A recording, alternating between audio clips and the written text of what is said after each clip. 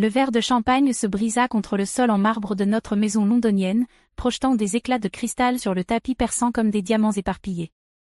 Mais ce n'était pas le bruit du verre brisé qui avait plongé la pièce dans un silence glacial, c'était ce que je venais d'annoncer lors du traditionnel repas de Noël de ma famille.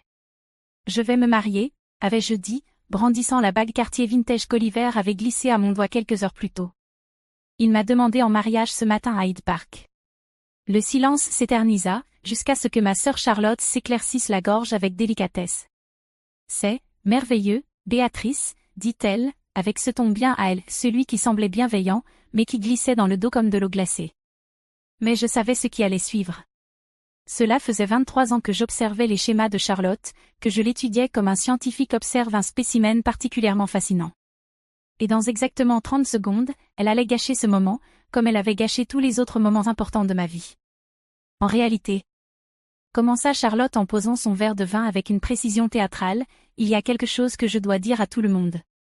À propos d'Oliver. C'est parti. Mes parents, tante Pénélope, oncle James et mes cousins se tournèrent tous vers Charlotte, tels des tournesols suivant la lumière du soleil. Elle avait toujours eu cet effet-là sur les gens, cette force magnétique qui captait toute l'attention dès qu'elle entrait dans une pièce. Ses cheveux dorés captaient la lumière comme de la soie filée, sa peau de porcelaine n'avait jamais besoin de maquillage, et ses yeux bleus perçants pouvaient faire croire à n'importe qui l'histoire qu'elle choisissait de raconter. Je ne voulais rien dire. Poursuivit Charlotte, baissant la voix jusqu'à ce murmure qui parvenait pourtant jusqu'au moindre recoin de la pièce. Mais je ne peux pas laisser Béatrice faire cette erreur. Le nœud familier se forma dans mon estomac. Voilà Charlotte, 25 ans et toujours la petite chérie de la famille, sur le point de tisser une nouvelle toile de mensonges soigneusement élaborée. Mais cette fois, j'étais prête. De quoi tu parles, ma chérie, demanda maman, fronçant les sourcils avec cette expression qu'elle portait toujours quand Charlotte avait quelque révélation soi-disant bouleversante à faire. Les yeux de Charlotte se remplirent de larmes de crocodile. Oliver, il voit quelqu'un d'autre. J'ai des preuves. Les exclamations de surprise fusèrent instantanément dans la pièce, non pas parce que je la croyais, mais parce que je comprenais exactement ce qui se passait. Charlotte ne supportait pas de me voir heureuse. Elle ne l'avait jamais supporté. C'est impossible, dis-je calmement, me surprenant moi-même par la fermeté de ma voix. Parce qu'Oliver a été avec moi chaque jour durant les 3 derniers mois. Nous avons à peine été séparés. Béatrice, dit Charlotte en attrapant son téléphone d'une main tremblante, je sais que c'est difficile à entendre, mais j'ai des photos. Des messages. J'ai engagé un détective privé. Bien sûr qu'elle l'avait fait. Quand as-tu engagé ce détective, demandai-je en sortant mon propre téléphone. Il y a 2 semaines, quand j'ai commencé à suspecter. Intéressant, l'interrompis-je en faisant défiler mes photos. Parce qu'il y a 2 semaines, tu m'as envoyé ça. Je levai mon téléphone, montrant une capture d'écran d'un message de Charlotte. La date était bien visible, exactement 14 jours plus tôt, à 14h47. Béa, je suis tellement heureuse pour toi et Oliver. Vous êtes parfaits ensemble. Il est exactement ce que tu mérites. J'ai hâte d'être au mariage. La pièce se figea dans un silence total. Le visage de Charlotte vacilla juste une seconde avant qu'elle ne retrouve son masque. J'essayais d'être encourageante, balbutia-t-elle. Je ne voulais pas te blesser avant d'en être certaine. Mais tu étais suffisamment certaine pour engager un détective privé? Béatrice, s'il te plaît, intervint mon père. Laisse Charlotte nous montrer ce qu'elle a trouvé. S'il y a eu une erreur. Oh, il y a eu une erreur, c'est certain, répondis-je, ma voix gagnant en assurance. Mais ce n'était pas celle d'Oliver. Je marchai vers le centre de la pièce, captant l'attention comme jamais auparavant. Pendant des années, j'avais regardé Charlotte jouer exactement cette scène. Mais maintenant, c'était à moi de diriger le spectacle. Vous voulez tous savoir ce que le détective privé de Charlotte a découvert, demandai-je en regardant autour de la pièce. Parce que je peux vous le dire exactement, rien. Absolument rien. Parce qu'il n'y avait rien à découvrir. Les doigts parfaitement manucurés de Charlotte se crispèrent autour de son téléphone. Béatrice, tu es dans le déni. Vraiment, souris-je, sentant une étrange sérénité m'envahir. Ou est-ce que tu fais simplement ce que tu as toujours fait? Saboter mon bonheur parce que tu ne supportes pas de me voir avoir quelque chose que toi, tu n'as pas? Je sortis une grosse enveloppe Kraft de mon sac, le même sac que Charlotte avait complimenté plus tôt, sans savoir qu'il contenait l'arme qui allait enfin la démasquer. Puisque ce soir on partage des preuves, dis-je en ouvrant l'enveloppe, j'ai moi aussi quelques documents à présenter. La première photo que je sortis montrait Charlotte assise dans un café à Notting Hill, face à un homme d'âge moyen vêtu d'un costume bon marché. La date affichée prouvait que c'était exactement le même jour où elle m'avait envoyé son message de félicitations. « Voici ton détective privé, n'est-ce pas, Charlotte ?» demandai-je en montrant la photo. Martin Hanley, de Hanley Investigation. Plutôt professionnel, en fait. Il a tenu des dossiers très détaillés. Le visage de Charlotte devint livide. « Comment tu as eu ces photos ?»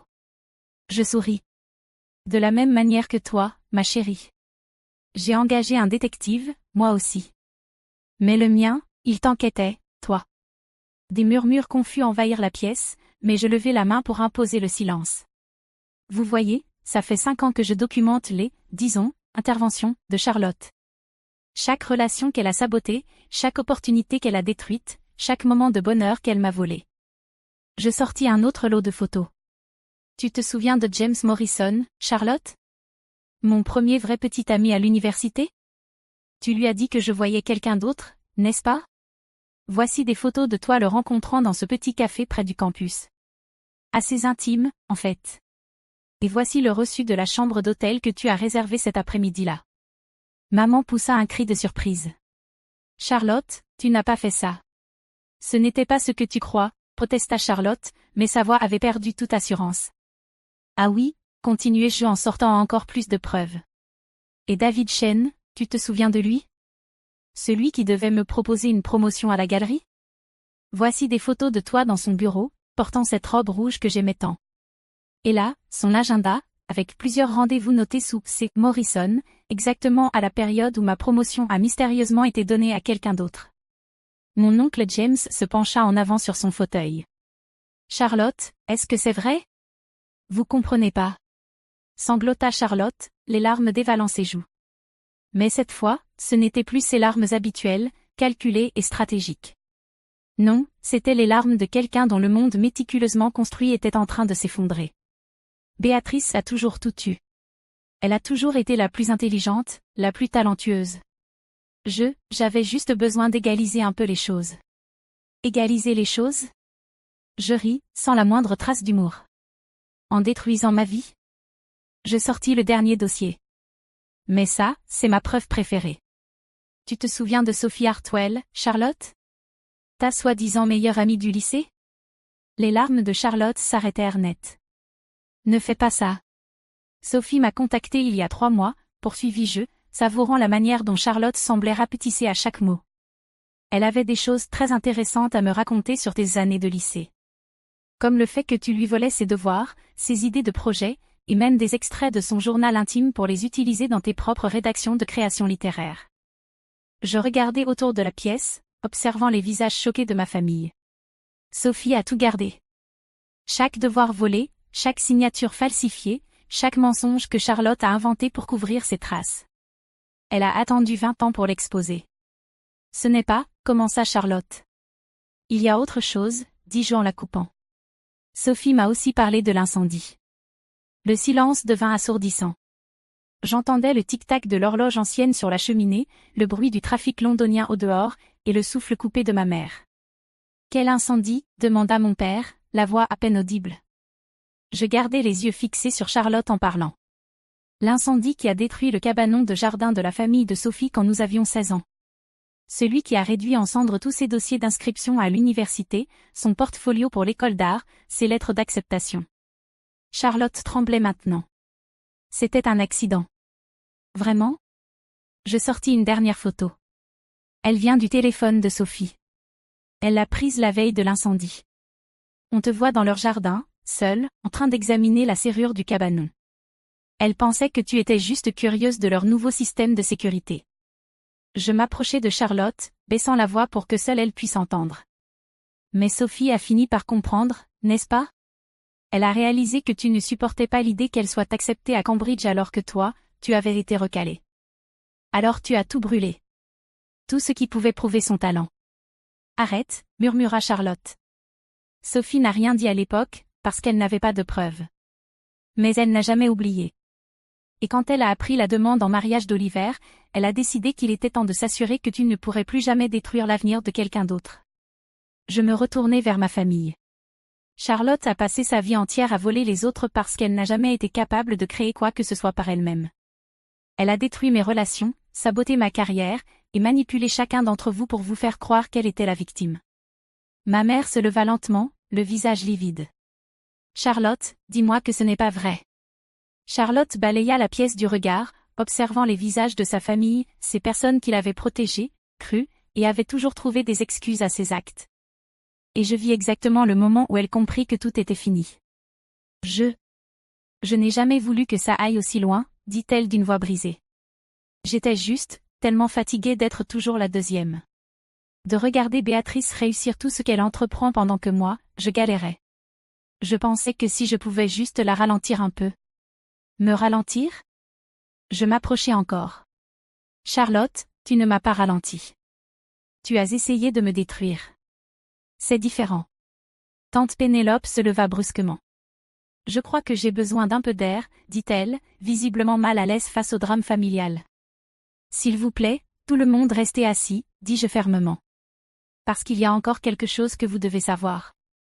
Charlotte leva les yeux vers moi, et dans son regard, je vis une telle peur que j'eus presque pitié d'elle. Presque. Oliver est au courant, dis-je simplement. Il sait pour ton enquête depuis des semaines. C'est lui qui m'a aidé à rassembler toutes ces preuves. La pièce devint si silencieuse que j'entendis le souffle saccadé de Charlotte. Tu vois, Charlotte, Oliver n'est pas seulement mon fiancé. C'est aussi un avocat spécialisé dans les affaires de harcèlement et de stalking. Quand tu as engagé Martin Hanley pour nous suivre, tu as enfreint plusieurs lois. Les photos que tu comptais montrer ce soir? Elles sont truquées. Et fabriquées de fausses preuves d'adultère? C'est un délit grave. Charlotte se leva si brusquement que sa chaise bascula en arrière. Tu ne peux pas. Je peux, répondis-je calmement. Et je l'ai fait. La police enquête déjà sur tes activités. Martin Hanley collabore pleinement avec eux en échange d'une réduction de peine pour sa participation à tes combines. Mon père retrouva sa voix le premier. Charlotte. Qu'est-ce que tu as fait? Ce que je devais faire, hurla Charlotte, laissant enfin tomber tout semblant de sang-froid.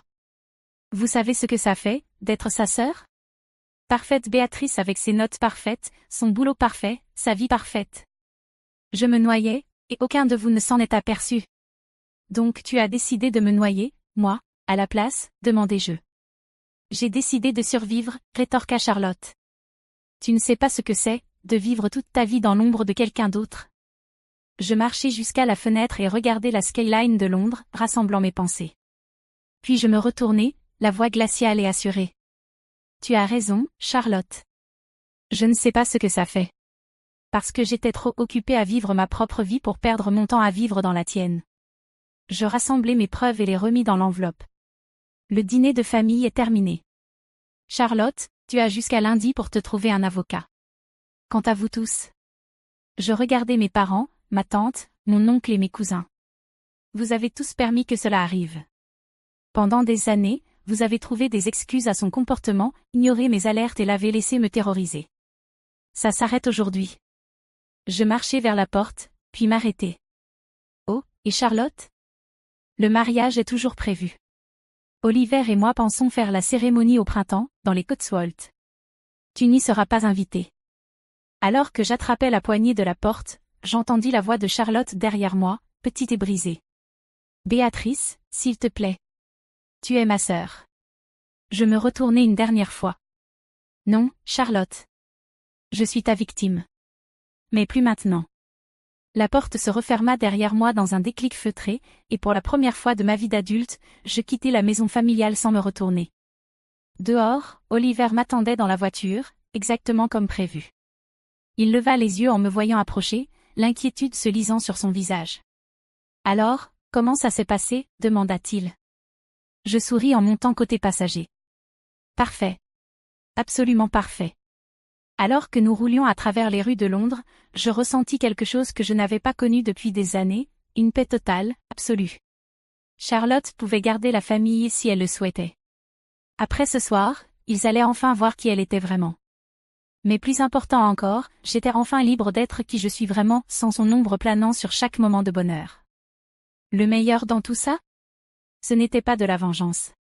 C'était simplement la vérité, enfin révélée au grand jour. Et la vérité, il s'avéra, était bien plus dévastatrice que tous les mensonges que Charlotte avait pu inventer. 3 mois plus tard, je reçus une lettre de Charlotte. Elle écrivait qu'elle était en thérapie, qu'elle affrontait enfin les problèmes qui l'avaient poussée à agir de façon si désespérée. Elle voulait se faire pardonner, reconstruire notre relation. Je jetai la lettre sans la finir. Certains ponts, une fois brûlés, sont faits pour le rester. Et j'avais un mariage à organiser.